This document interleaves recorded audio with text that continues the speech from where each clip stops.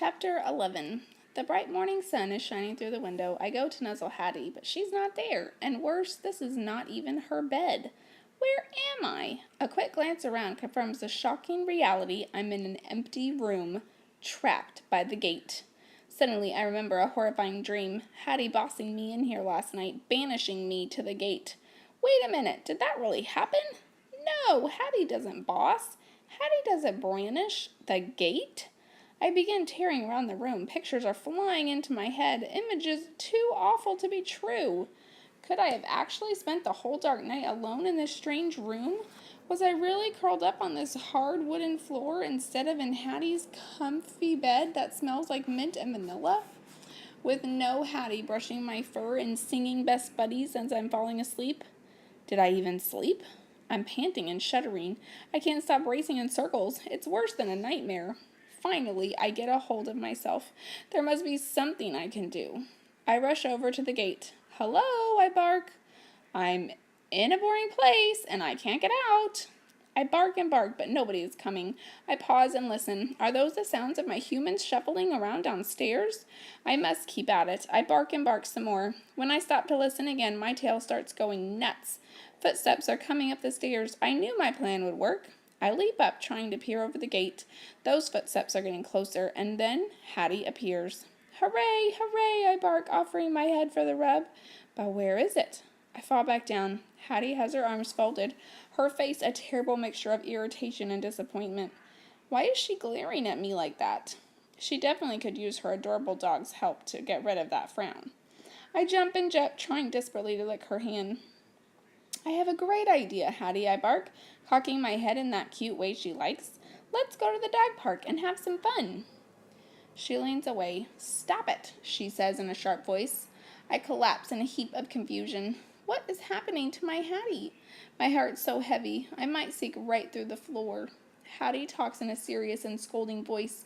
She does not sound anything like Hattie. She sounds like a little bit like Food Lady does when I climb on the couch. Hattie speaks and speaks using lots of human words I don't know. They are pelting me like rocks. I can't even look at her. All I can do is cover my eyes and sulk. When Hattie leaves, I'm alone for a long, long time. But then there's good news. Hattie is back. She removes the gate and scoops me into her arms. Yippee! She's my Hattie again. I lick her chin and her neck and her ear, but my hopes quickly crash when we get outside. She sets me down and strides right over to the giant tree. She must be hibernating in the squirrel house, because after I've sniffed every inch of the dog park and went to the bathroom on every shrub, she's still up there.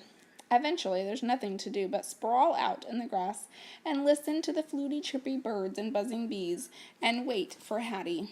It's the loneliest dog park ever. I'm half snoozing when my ears perk in annoyance. Chipper chatter squawk. My fur prickles. It's one of those nasty squirrels. This one is even bigger than the other two. He's scampering across the tippy top of the fence, along the far side of the dog park. Doesn't he realize there's a ferocious dog guarding this place? He's obviously not very smart, because every time he reaches the end of the fence, he pivots and darts back the other way, and then again. Whoever said squirrels were smart? And he scurries along, his hissing grates in my ears, his twitching is almost too revolting to watch. But I can't run away from my duty. I must defend my territory. I'm a professional. I spring up and trot closer, but I'm not too close. Get out of here, you disgusting rodent, I bark. A dog park is no place for squirrels.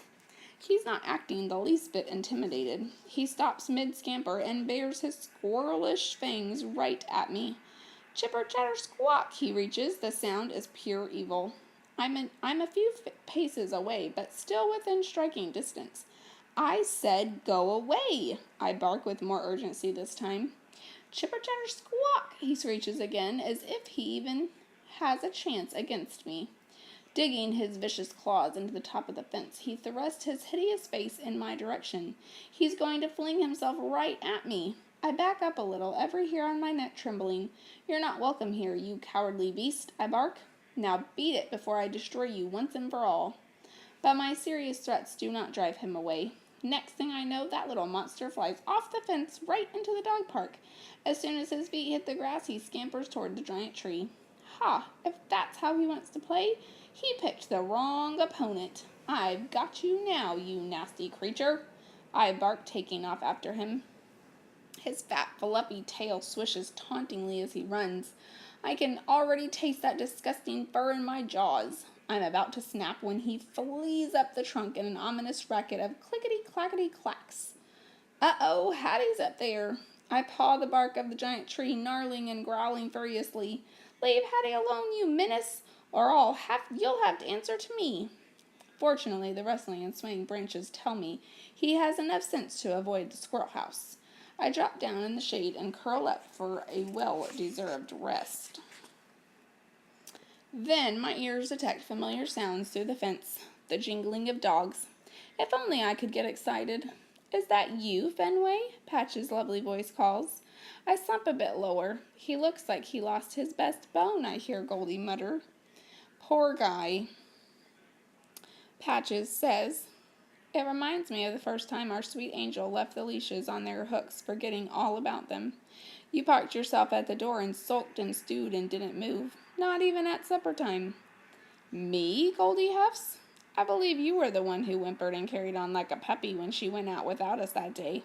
She practically shut the door on your nose, like you weren't even there. Patches sniffs.